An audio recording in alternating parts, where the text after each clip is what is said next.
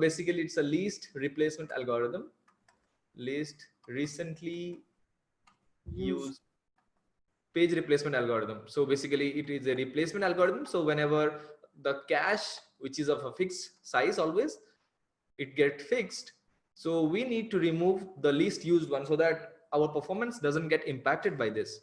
So in this least recently used method or least recently used cache implementation, what we say, we try to order the cache based on the usage. So if suppose this is the first 2 3 4, so imagine that these are 4 different parts of memory or some parts of code or something in the memory that this cache holds of, and it is referring to this, and whenever you are requesting something, it gets to the cache. So like when you request some heavy resources, what happens is CPU registers, they put it in the cache, and then from the cache, in the next time if that is required, we directly get it from the cache instead of getting it from the secondary memory.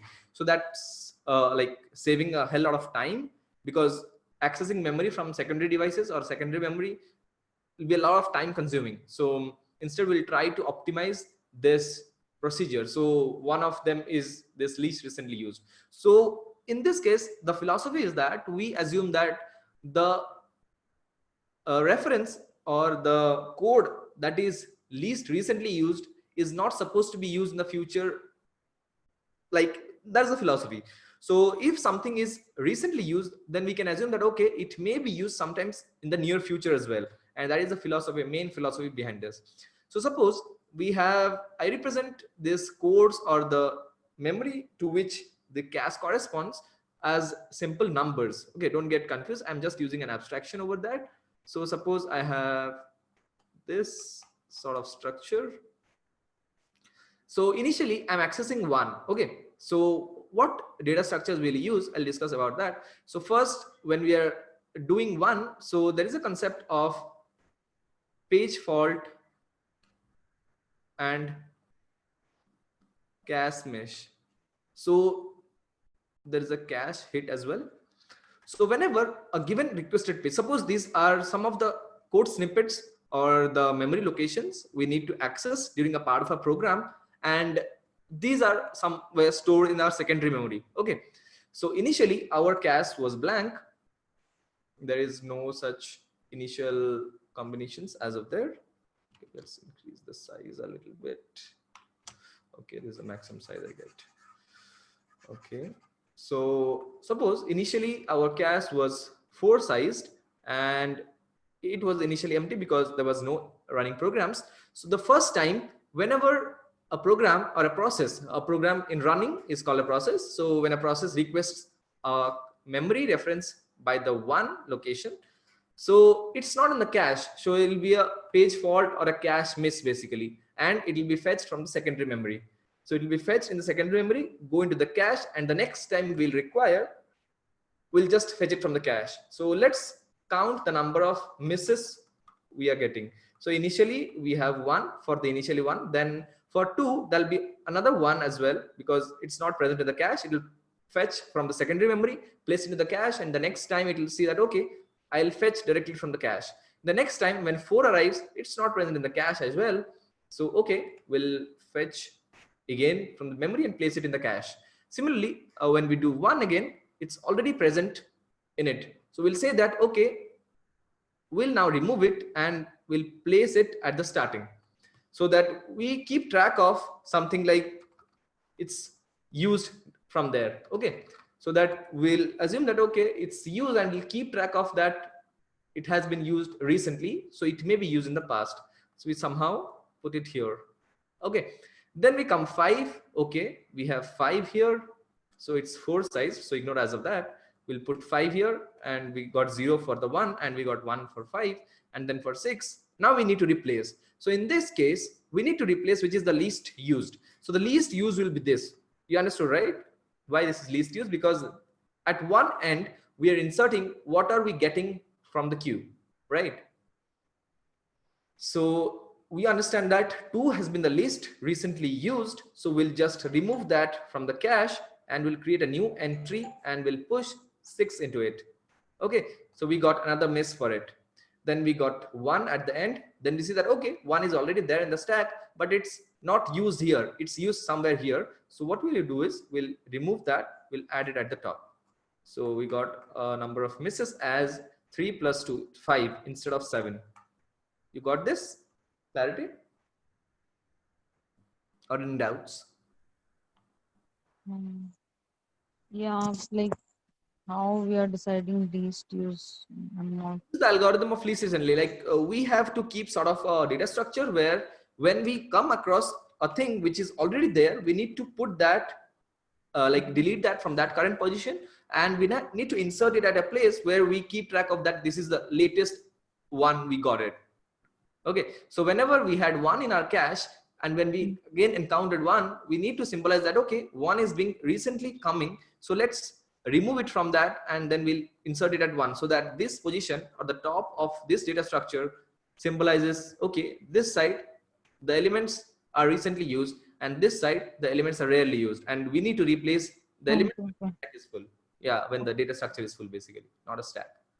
Got it? Yeah. Yeah, so this is a cache misconcept. Samyak, Pankaj, you clear? Yeah. Okay. Yes. So in this case, we need to keep track of 2 things. One thing is the actual reference to the memory, because this is sort of a key. So if you consider, this is sort of a key value mapping, because the memory may not be directly stored or may not be directly queried as such. So we need 2 types of data structures. So I'll explain you why we need 2 types of data structures. So in LRU, we have something sort of a linear data structure where we need to keep track of the recently used at one end and the least recently used at another end, at the end, and this may be at the first end. Okay, but there must be something where we can directly go and inquire, okay, is this thing available or not? Because when we are like doing things, so when we had something like this, when someone told me, okay, if 4 is available in the cache or not. So if we follow some sort of sorting order or something, so if I don't have anything, I'll take order of n complexity to find whether that element exists or not. Is that right? If I don't follow the sorting technique. Yes. Yes. And if somehow I maintain the sorting order, then I will sort of maintain a log n complexity to search an element, whether it exists or not. Right? Yes. Yeah. We'll use binary search then. But as part of the cache, we need to search this very fast, and very fast, that means we need something of the order of 1 or constant time. So what exactly pops up in your mind when I say my searching should be in this order? What do you think of the data structure? You have to get the index so that. Okay, but what data structure will you use when you come across a thing when you need some order of 1 complexity in searching? Hash map. Exactly. It's a hash map or a dictionary in Python, right? So it maintains key value pair. So basically, if you go, we'll have key 1 and we'll have something, it's available. We have key 2, it's available. We have key 3, it's available. And similarly till 7, it's available. So whenever someone inquires whether 3 is available, we'll directly inquire this dictionary and we'll directly get at order of 1, basically, whether it exists or not, right? It's clear? Yeah. So whenever someone inquires 8 or a 9 or 10, it doesn't available here. So it will return basically -1 or null depending on the implementation. So we'll say that, okay, it is not available in that, and we directly got our answer in order of 1. So take this as a thumb rule. Whenever someone is telling you to implement a data structure where the searching complexity is order of 1, then go blindly with dictionaries or hash maps. Okay. So this is the, like sort of a hint coming up to a data structure problem. Because I have gone through an Amazon interview where they have asked me to design a data structure. So that's a very popular question we'll cover. So they have asked me to design a data structures where they'll insert, delete, and search an element at order of 1. It's a very standard question. You can go and search in the internet as well. So we'll discuss it sometimes after the end of the course, where we'll cover only different questions covered in different interviews. So that will make you better at solving problems. So I got that at the first instance that, okay, if someone is saying me to search a data structure in order of one, then it can no other be the hash map or the dictionary. Okay, so we need to some sort of keep track of a list here and a dictionary here to say that, okay, whether it is available or not, because we don't need to go and check the list every time in this searching fashion, right? So you're now convinced like we need to use two data structures, one a list to maintain the whole and the dictionary to like say it out. Yeah, convinced? Or, Yeah, yeah. okay. But convinced in the sense, but how does dictionary does it? And if dictionary can do it, then there is no need of any loops also then if it has to be iterated. But cache, we need to store it some sort of No, I'm like, just okay, thinking that then you don't need a linked list, then you don't need I don't need to use that. anything else apart from dictionary then. Yeah. So Okay. if, okay, I'll just clear your question here in this part. So the dictionary will be storing the keys here, and as the values, it will store some of the nodes, right? So as part of the value here in the dictionary, we'll store the actual node value, right? Node is actually, we are considering each of them as a node. Okay. Yeah, okay, yeah. So if you're storing the node, then we need to have a list where we have a start and end pointer as well, because that's how we'll able to keep track of the next element available. Sort of. You're not convinced. No, I'm just thinking that if you are saying that 1, 2, 3 is my key, and Yeah. I have to search the key number 100, I have to go through my entire dictionary. Yes. So I have to compare every key with my number 100, that whether 100 exists or not. No. Dictionary doesn't work like that. Dictionary is, okay, I'll explain a little bit about hashing techniques. So dictionaries or this kind of data structures use a concept of hashing. Okay, what exactly is they do is they hash the key and they put it directly into a bucket. So they have a list of buckets, suppose A, B, C, D, E. So we'll discuss that sometimes in the future, in the next classes, maybe. So whenever a key comes, they directly use a hash function here. So they use a hash function and they categorize that key into a particular bucket. Okay. And then whenever the key comes, they use the same hash function and directly go to the bucket. So instead of like searching, they don't search it. So that's why the order of searching is order of 1. Like if you understand it, we'll understand it a little deeply, but just intuitively think that there is some function which directly mentions as the place where that index is existing. That is the basic implementation of a dictionary or a hash map. Okay. So it's not like we are going and searching like, okay, this is the 1, this is 2, this is 3, this is 4. So this is a store or a data store we call, and whenever we get a list, we directly go to that and we directly get to it, because that is the implementation of a dictionary. That's what makes it a little different from other lists and all. So it uses something called a hash function maybe. So we'll discuss it when we try to implement a hash map on our own. So if we cover that, that is one of the favorite questions of Goldman Sachs. Like if you ever wish to attend Goldman Sachs, then this is the must question you need to see, like how one implements a custom hash map. I've been asked this. So yeah.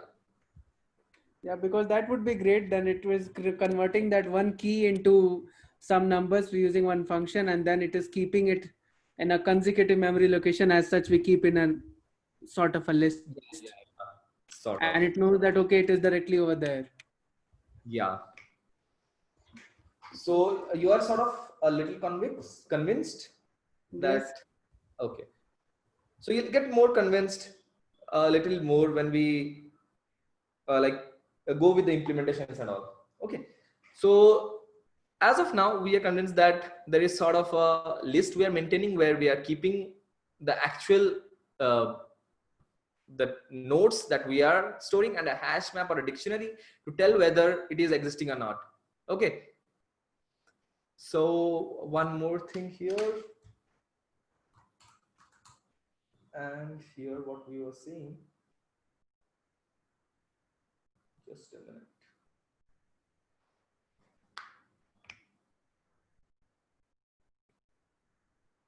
So there is one optimization that we generally follow here. So instead of keeping the availability only, like whether it is available or not. So sometimes one may require that, okay, you need to go and fetch that value, right? So even if you tell that if it is available or not, so if this dictionary tells me, okay, it's true or false, either it is available or not available, right?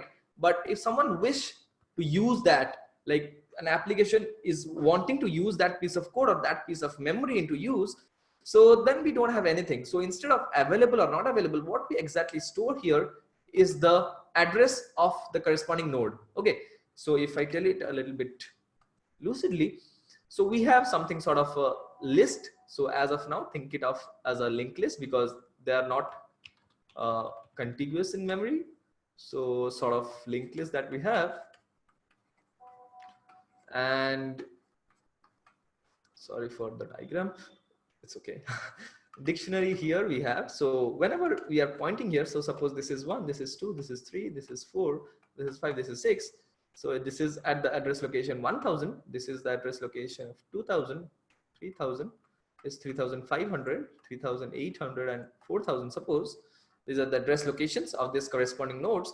Then actually in the dictionary we'll store 1 as 1000 instead of yes or no. You got it?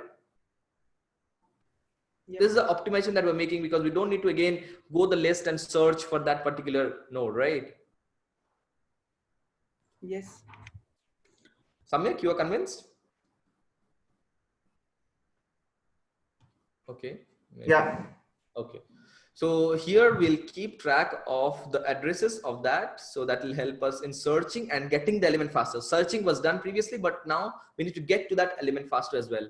So we'll sort of keep track of this and we'll update of this. So one more optimization we'll do here is that the deletion, right? In case of the deletion in a linked list. So suppose I need to delete this node. You need to keep track of the previous node as well as per the yesterday's discussion. Isn't that it? Yeah. So for that, I will use a different data structure here. Instead of a single linked list, we'll sort of use a doubly linked list. So that will sort of solve our problem because we can go directly and if given at a particular index, we'll delete that without any other extra node. So suppose this was the linked list. So I'll maintain a double linked list.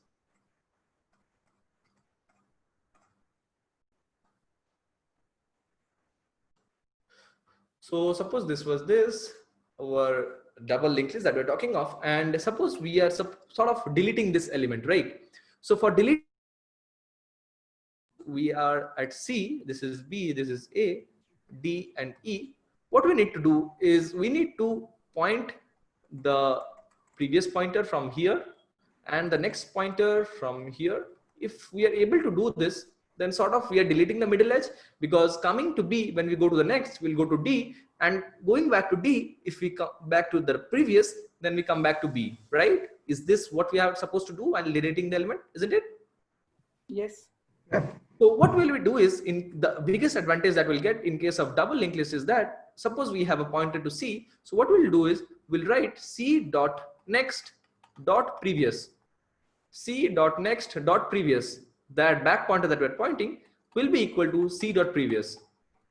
So C dot next dot previous will now point to this.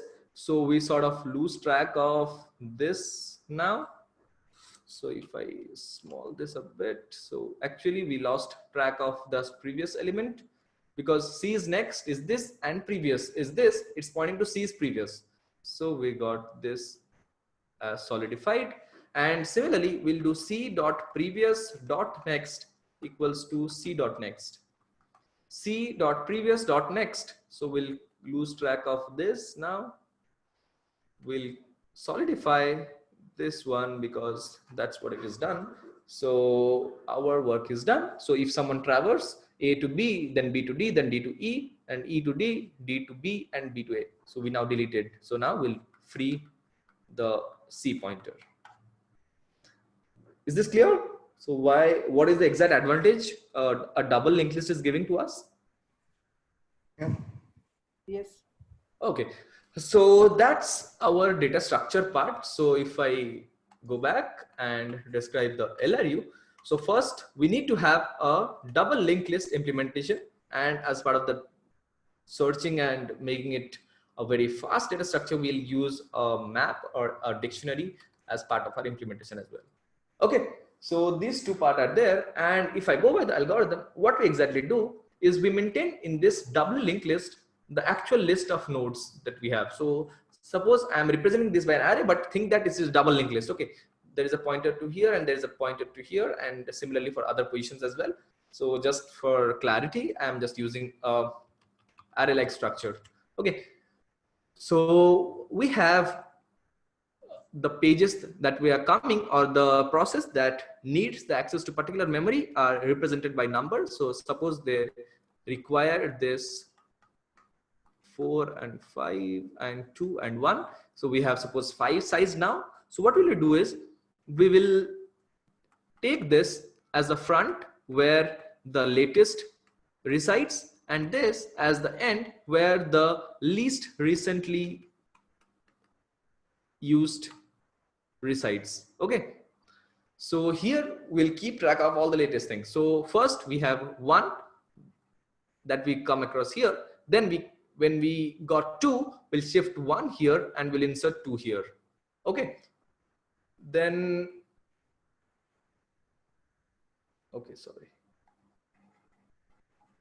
okay, then when we have 1 again, so we'll shift that 1 here and 2 here, because that is the latest one we got here. Then when we got this 2, then we again have to shift. Okay, then we again have to shift 2 and 1 here. Then when we got 3, we need to shift 2 and 1 as well. So our structure will be 3, 2 and 1.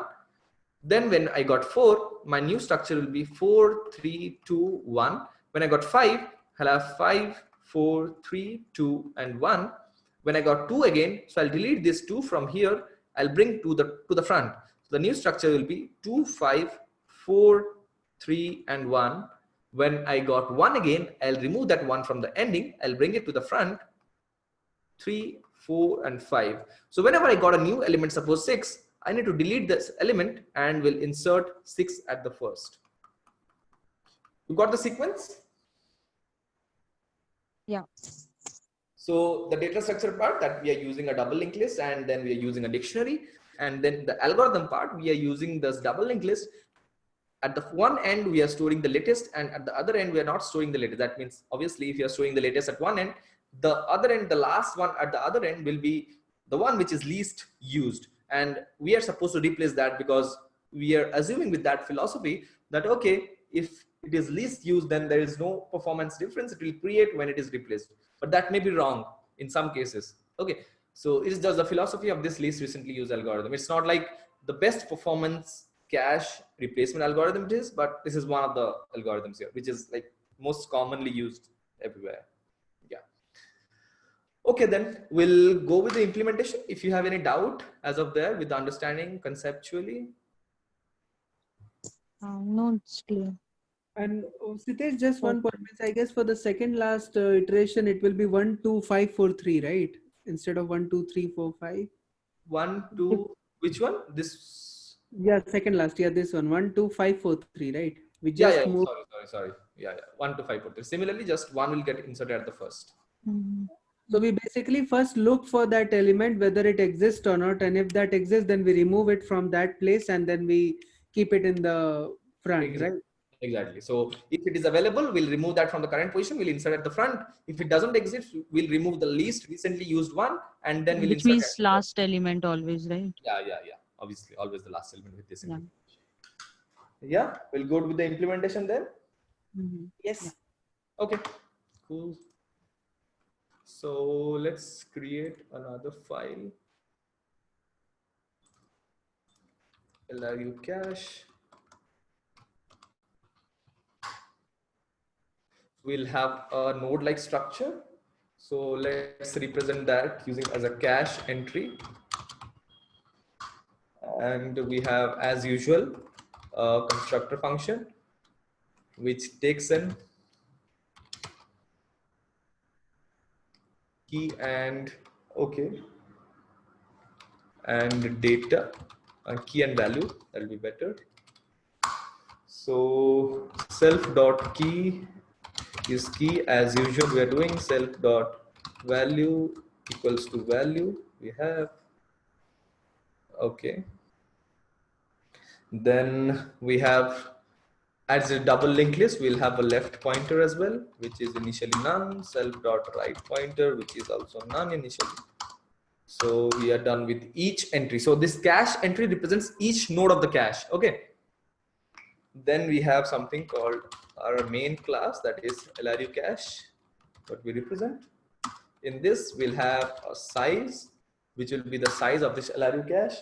And then, as usual, we'll have this init method to initialize this. So we'll have our dictionary here, which will be initialized to blank dictionary. Then we have a start, which will point to the start of this list. So it is the front and the end. So I'm terming this as a start pointer and the end pointer. So it will be none initially, then there will be end, which will be none initially. So the left and right represents the next and previous of a doubly linked list. Yeah, right? exactly. Okay. So yeah, if you wish, like we can make it previous and next, that will be better. Okay. So this previous and next of that, each of the cache entry, then we have LRU cache, which represents a size there, and we have an init function where we have this. It must be saying to some spaces. Okay, perfect.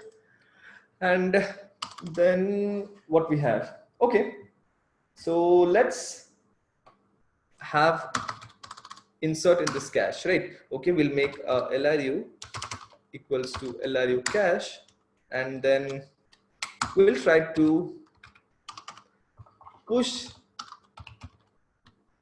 entry.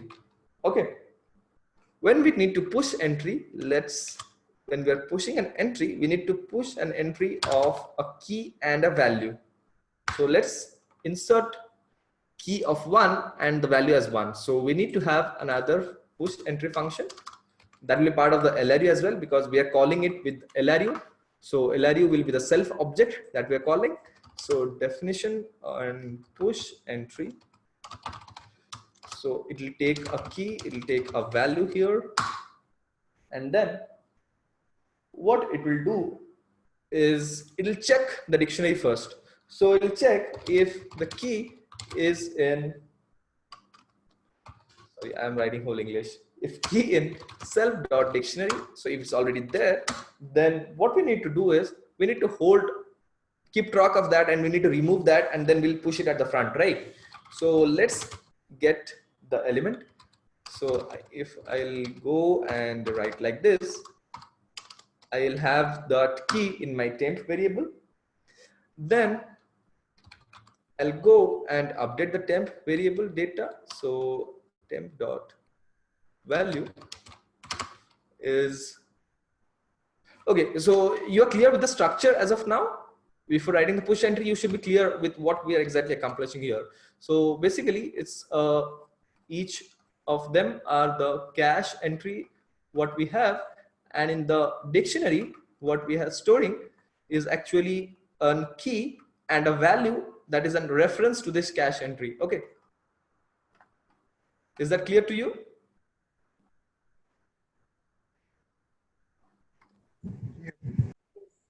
Yeah, so these are the references to the cache entry nodes that we have. So when we are pushing, we'll check whether the key is in there. So when we are doing this temp, so temp is a Just as a help, means I feel that if it is better for all, which one? use like alphabets to push instead of numbers.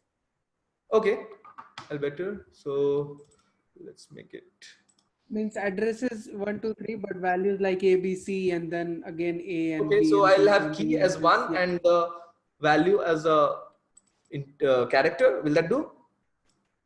Yes, if everyone thinks. So in your implementation, you can do it as a string as well. So no issues with that. Okay. Yeah. Otherwise, the storing the whole addresses and all will be a little complicated for you. So I'm pushing the entry. So when I'm pushing the entry, I got the value here. So when I'm temp.value equals to the value that I've got here, then what I'll do is I will call a remove entry function. Remove cache entry. I'll remove that because temp is a cache entry for me. And then I'll do is push at front. So with this push at front, I'll push that value here. Okay. So this is the value here that I have getting. So I've pushed it at the front. So let's complete these two functions here. Remove cache entry. Sorry. So remove cache entry. It will take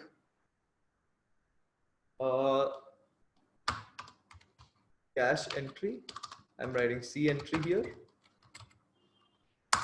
So what it will do is, see, it's the same as the like doubly linked list. So what exactly it is doing?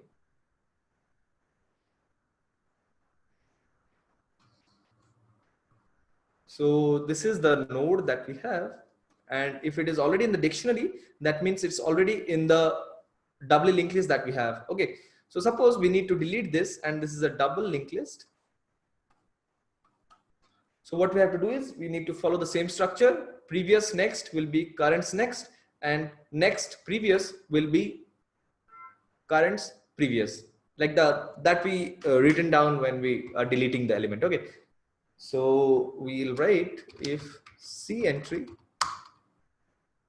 dot left or the previous is not none, then we'll write C entry dot previous dot next will be C entry dot next. If it is none, that means it's at the starting.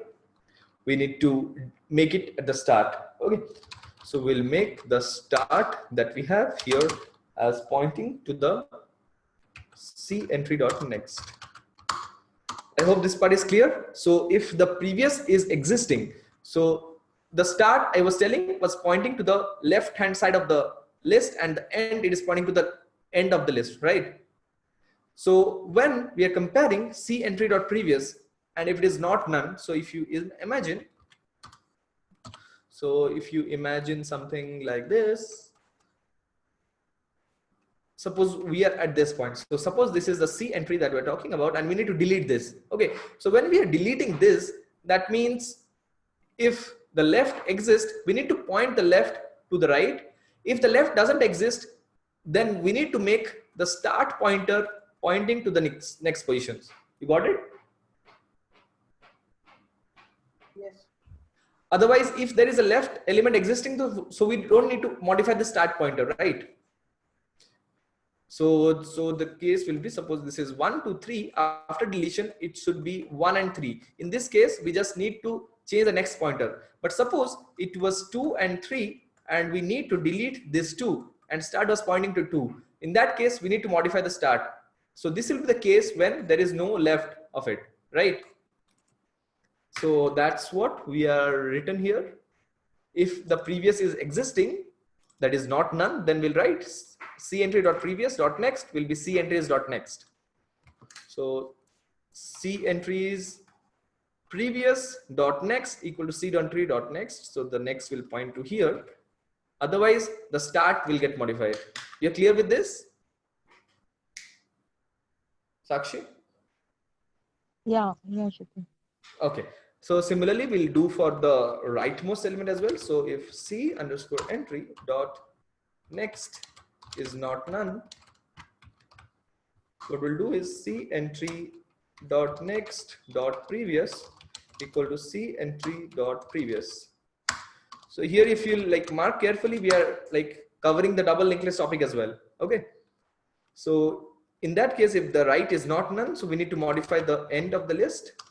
So we'll modify the end as C entries dot previous because we are deleting that. Okay. So this remove cache entry is clear. It removes a cache entry from the double linked list.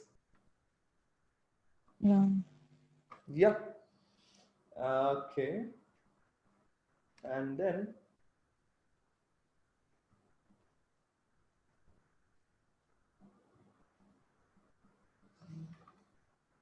Okay, so we had handled one part here, remove cache entry, then push at front. Okay, let's write the push at front function as well.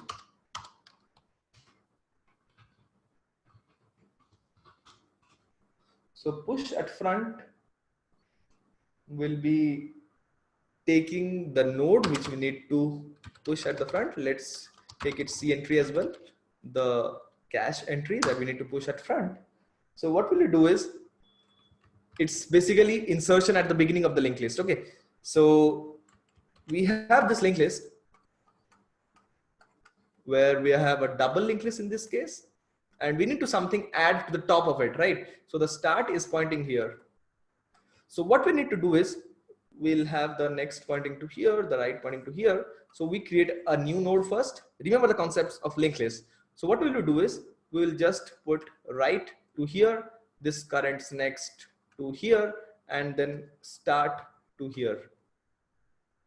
Isn't that it? Sorry, it's not clear for me. Okay, pretty well. Okay, I'll take another example here. So here, this is a double linked list that we're talking about. Okay, and the left will be null because there is only one thing here. The right will be null. The start is pointing to here, right? Yeah. So suppose we need to insert an element at the beginning. So what we need to do, we'll write the new node dot next will be pointing to start. So new nodes dot next will point to this location. Yeah. Start dot previous will point to the new node. Start dot previous, instead of null, it will point to this node now, Yeah. because when we are reading this node, both of these are empty. Okay. And then we need to modify the start, right? We need to modify start pointing to the new node. So we'll just move the pointer from here to here. That's it, Yeah. right? Yeah. Okay, so we'll do the same thing. While pushing at the front, we'll write C entry dot right equals to self dot start, the start value that is currently being pointed. Then C entry left is already null. So we'll see if the start is not none. Okay, because if start is not none, that means we need to have like no element. So we need to handle that case when the start is none, right? So initially when there are no elements, we need to push it, then the start should point to that, right?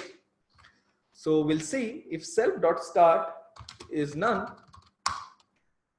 we'll make, okay, sorry, it is not none, rather self dot start dot left is the new entry that we're making. Otherwise, what will we do is self dot start equal to point to the new node that we are getting in. Okay, it's clear than this. Sitesh, I guess we don't have anything as left. I guess it is previous. Sorry. Start dot previous. I guess it is there. Left and right. Oh, sorry. Not there. Sorry. Thanks for that. Yeah, we were using next and previous. Yeah. Sorry for this. So self dot start dot previous. Okay. So right here as well. Yeah, right. 29. Next. Okay. Thanks for it. Otherwise, we're getting the exceptions while we're running the code. Okay. So self dot start equals to C entry. So that's what we have here. Then if the linked list is empty, that means we need to handle a condition of end as well. So if the list is empty, then the end will be none as well. So in that case, we'll make the end as the self dot start. That's all. Okay, so this is a sort of base condition where we are handling the case of empty list. Okay, so don't get confused of this. So is this clear now? Push at front, how it works?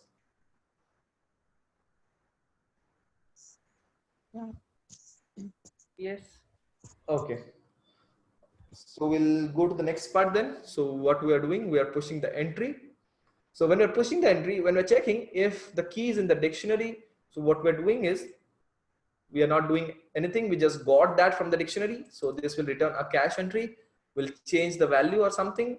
Then we'll remove the cache entry. So this remove the cache entry will remove it from the particular position, and then we'll push it at the front. So this is done as part of this. Else, what will we do is, in this case, it is not existing in the dictionary. In that case, what we have to do is create a new node, new entry. Let's take it. The new entry, which will be make a cache entry of key and value that we are getting it here. Then we'll see whether the size is getting filled or not. So we'll see if the length of the dictionary is greater than or equal to the size of what we had here, right? Because in that case, we need to remove the last. Otherwise, we don't need to remove the last. So if I have the else part here, we don't need to remove the last element. Here in this case, we need to remove the last element. Okay. So what will we do is, we'll first remove that from the dictionary. What we'll remove? We'll remove the last. So we have a pointer to that. So we'll remove the key from the dictionary using the key value self.end.key, and then we'll remove that entry as well.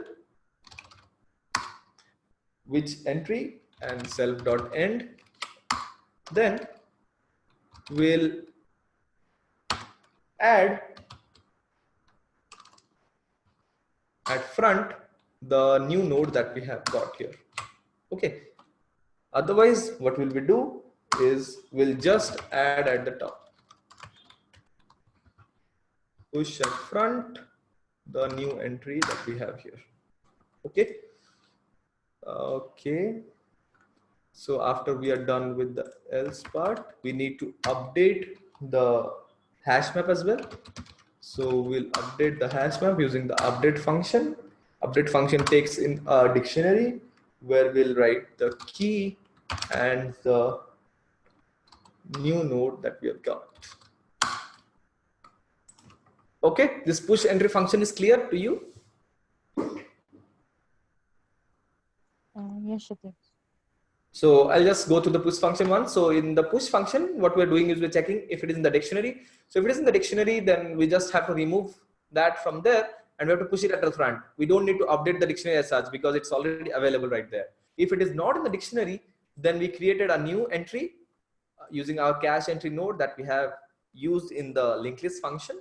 And then we have checked whether the cache is already full or not. So basically this dictionary represents our cache as of there, because we don't have other check as of there. So if the cache is there, we need to pop the last element. So the dictionary, when we're popping, you should remember that when we're popping, you should not pop the whole thing. This pop function takes the key in there. Okay. So we are just going and popping the end key right there.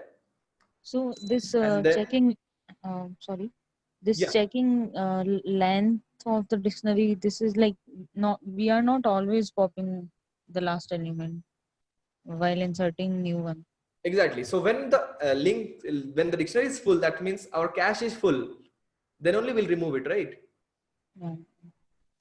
So if I go back to the diagram, Mm. so we had something like a fixed cache of size 4 this time. You can like customize it. I have kept it as size 4. So Yeah. when this is full, then only the last, right? Okay. You got it? Yeah. So then we are popping. So only if that element is greater than the size, then only we are popping that from the dictionary, and then we're removing the cache entry, and then we are pushing the new entry at the front. Okay. Okay. So this can be written in a better way as well. So if I remove this line from here, because this line is common, if I do like this, it will make more sense. Is it clear what we're doing? That is a better way of writing, because we are doing the same thing in the if and else statement. So let's just remove that cache entry and do it in this. Got it? Yeah. So I think we are done updating the So dictionary. is there really a need of greater than size over there? I'm just thinking, comparing the length of the Okay, if you are using only the greater than sign, so I had only thought of that condition as well. So if you put the greater than sign, So whenever it is equal to that, yeah, so whenever it is equal to that, it will not replace it, right? So when we have 4 elements in the stack, sorry, in the dictionary, when we are coming here, we are pushing the entry, right? yes, So that's already filled. So we need to push something new. So if you're not checking for the equal to condition, what will happen is we'll somehow sort of end up having one more memory than previous thing, because this else part will only be get executed when we are pushing a new entry into the dictionary or the list that we have, right? yes, So if the size is already full and we are already trying to insert, we are violating the condition, isn't it? yeah. So if it is full, then we shouldn't be pushing it over there. Yes, if it is full, we should not be pushing it. So that's what we are doing it here, right? So if I remove this equal to sign, then in case of 4 also, it will try to push at front without removing the last element. Okay, yeah, So we need an equal to sign here for the equal to condition. So, okay, I'll give an example. okay, it's cool. Got it? Yeah, Okay, okay, perfect. So just a minute. okay.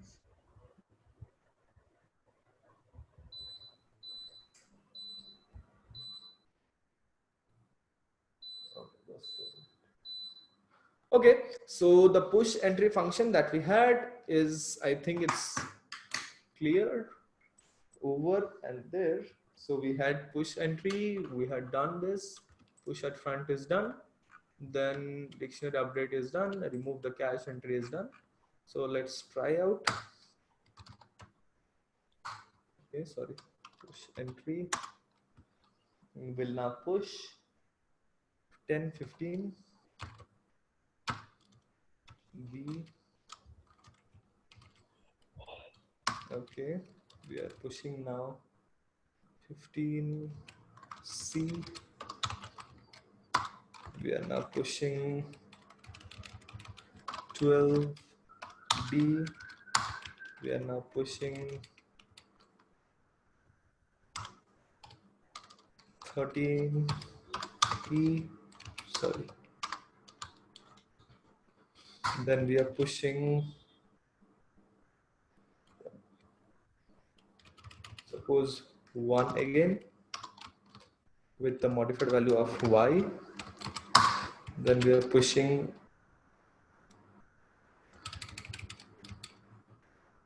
13 again with the modified value of suppose Z. Okay, so let's try to print out.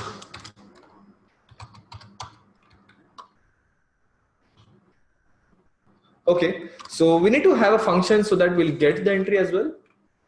So I have forgotten a condition or forgotten a function here, because we need to do it for printing purpose. So get cache entry, I'll have, which will take a key and it will just return.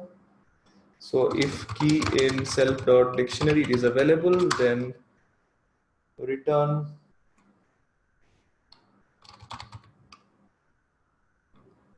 okay. Value ka value. Yeah. So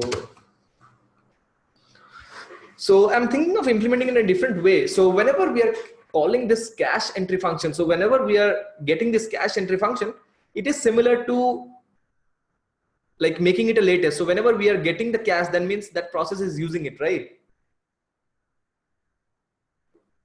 So if I think by the way of how a process works in a computer program, so given that list, if someone asks for an entry, that means then it is using it, right? So the get cache entry will not only return that, it will help in adding at the top as well. So I'll do the same thing I have done there. self.dictionary.key, and then I'll remove the cache entry of that. I'll add it at the top, and I'll just return the data of it. Else I'll return -1. You got it? What I did here? So whenever someone is calling this get cache entry function, that means it is sort of using that, we can say, because actually what it should do is, whenever we are getting the cache entry function, it should try to call this push entry function internally. Okay, but let's not make that much complicated. So we say that, okay, the push entry function is done for the initial purpose, and then when we're trying to get something, then we will get this and put that entry in the first. Right. Isn't the whole point of making the LRU cache that it dynamically puts this on the top? Yeah. So the actual challenge is that, so there is no such interface available here to update the process internally. It's like whenever some like cache is getting accessed, that should come to the front, right? So there should be a function or interface for doing that stuff. So with this function, I'm trying to replicate that part. Okay. Okay, because the push entry function is like initially it is doing pushing into the cache. So basically, if I go by actual logic, the get cache entry should be the function which should be calling internally this push entry function. Okay. Exactly.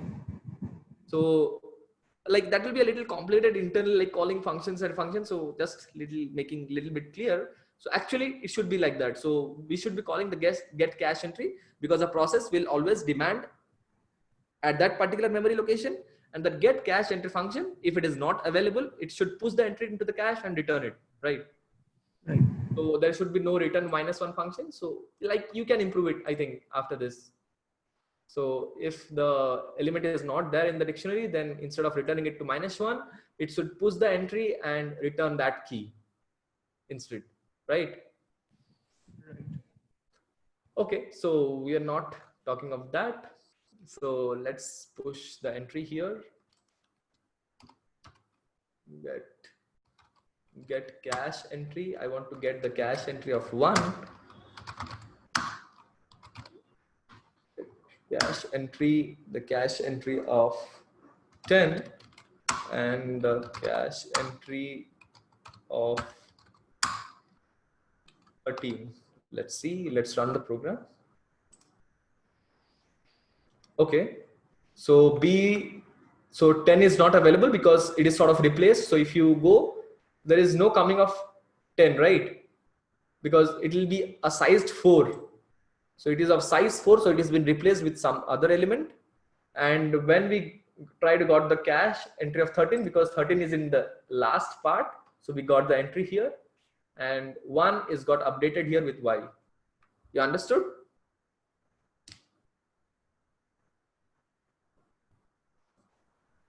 Yeah, it is. Okay, I'll just explain it in a practical way how this works. So let's make it. Okay. So let's run this example now.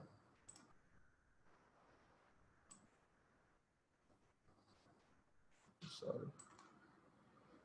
I don't know why it's not working. It's a second.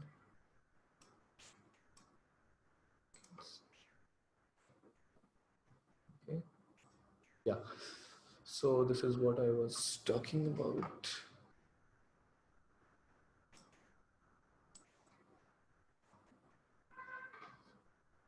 Place it at the bottom. Okay. Perfect. So tools here I have. So initially in the cache, I had 1A.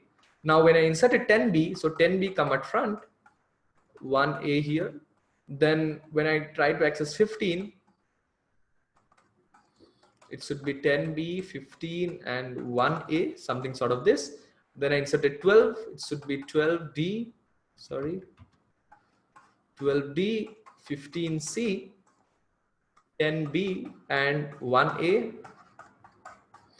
Then when I got 13, I'll remove this one. So 13E, 15C, 10B. Oh, sorry, it should be 12. So it should be 12D, 15C, and 10B. When I got 1 again, I'll pop this now. Pankaj, you understood why we are doing this equal to, greater than equal to now? Yeah. Yeah. So 13E here, 12D here, and 15C here, and push entry. Then we are doing, okay. Then we have 13Z here. So I'll remove the last. So 13Z here, then 1Y here, 13E here, and 12D here. So our start should be pointing to 13 and our end should be pointing to the last element, that is 12. So let's check that. Dot start dot value and print, sorry, LRU dot end dot value. So if I print something here to separate it out, according to our logic, it should be like this. Okay, start is Z and end is C. Okay, we have messed up somewhere. Key, let's see.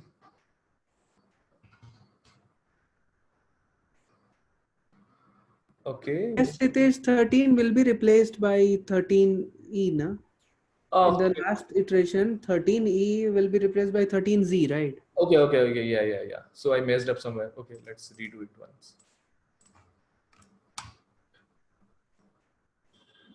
Okay, so initially there will be 1A, then it will be 10B, 1A, then it will be 15C, 10B, 1A, it will be 12B, 15C, 10B, and 1A. Now after that 13E will come, 13E, 12B, 15C, and 10B. Then 1Y will come, 1Y, 13E, 12B, and 15C. Then 13Z will come, 13E will be replaced, 13Z, 1Y, 12D, and 15C. Yeah, perfect. So our ending is our 15 and the starting is 13. If I print that what they're pointing to, LRU.start.value, LRU.start.value. So it should give us, yeah, 15C should come. I don't know why it is coming. Okay, sorry. Yeah, 15C. Perfect. So here there is a little confusion over this get cache entry function. So if you wish, so it is my implementation. So if you wish, like it is creating a more of confusion to you, like you can modify it or you cannot use it. So directly don't do it anything. So just return it here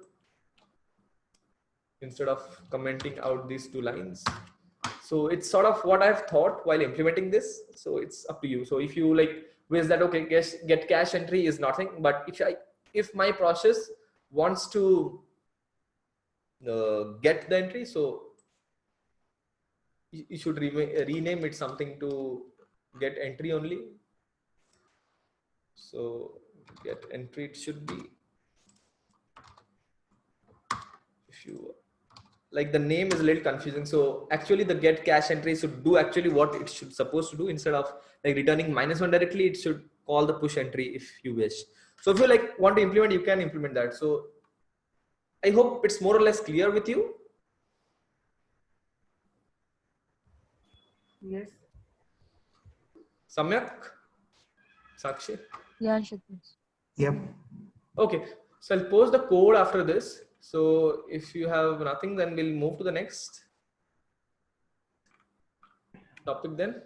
Yeah, Yes, sure. it is. As it is, just for the last, it is just one thing, because I was unable to track the code part, because I've seen that you were uploading yesterday, but I was not able to. So we'll discuss this at the last. Okay, sure. Yeah. All clear with today? So it will be a little complicated thing, but it's very important part as part of interview. So I have just covered it in a very detailed manner. Okay. Okay. Okay. Okay, then we'll go back to our trees problem.